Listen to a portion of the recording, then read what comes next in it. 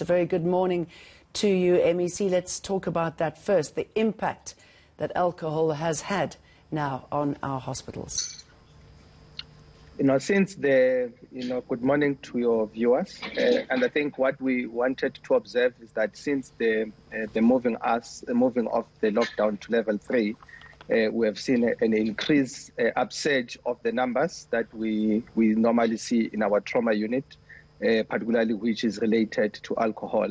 This has actually put a strain on our actual resources, particularly the human resource, even the critical care resources that we will actually require to fight or actually to cure patients with COVID-19. Okay, so how is this going to be dealt with? I mean, is there enough bed capacity to be working with both of these issues at the moment? And if the trajectory keeps going up, where does this leave us? This just means that we must do some of the interventions that we're planning to complete by end of June, July. Now we must actually try to put them up in the most recent future, so that we can be able to have this extra capacity. But it also forces us to also go through the whole thing of putting up quicker the issue of field hospitals, which in our space we were not planning to put them up now, but we're only planning to put them up later on around August. Is this extreme drinking exacerbated by rumors that it is going to be banned again? No, I think it's a general problem that the South African society should be having, because even before the pandemic, we made the point as a Gauteng health government that of health department that alcohol actually increases our burden in terms of patients that we see. You would recall that when we did our night call with our actually paramedics in Gauteng, we had a very high number of individuals who were in actual fact injured through trauma, but all of them were fueled by alcohol usage. So it is a general problem that South Africans should be able to actually have a conversation about it. And I think a very fair conversation must be had.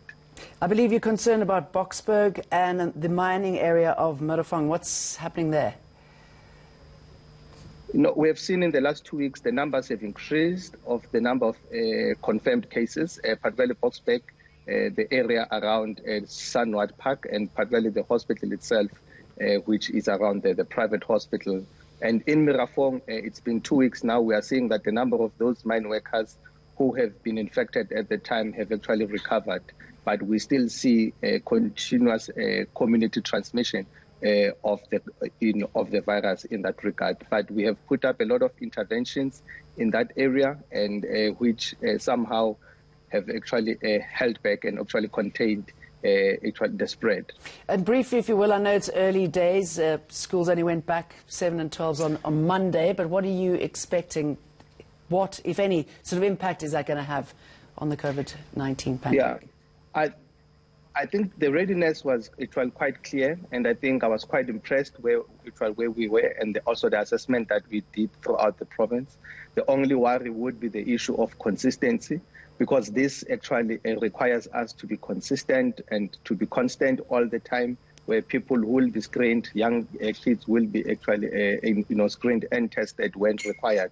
And I think this is something that we will continuously improve as we go on, and maybe even in terms of mounting permanent infrastructure, which will continuously be present for the learners and the educators actually to be screened and tested when required. Thank you, Bandile Masuku.